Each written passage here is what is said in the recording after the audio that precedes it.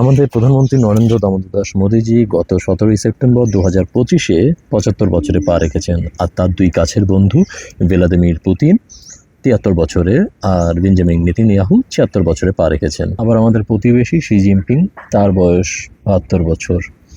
আর একজনের কথা এখানে না বললেই নয়, আমাদের প্রধানমন্ত্রীর খুবই কাছের পুরনো বন্ধু মিস্টার ডোনাল্ড ট্রাম্প, যিনি এনাদের সকলের আবার বয়স জ্যেষ্ঠ, যার বয়স 79 বছর।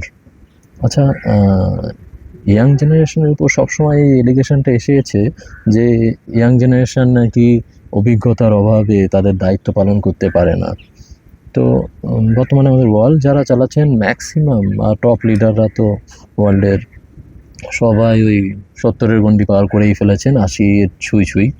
তো তাদের যা বর্তমান অভিজ্ঞতা বা ম্যাচুরিটির নমুনা দেখছি, তাতে আমাদের বিখ্যাত কবি অন্নদাশঙ্কর রায়ের কয়েকটা লাইন মনে পড়ে গেল। তেলের শিশি ভাঙলো বলে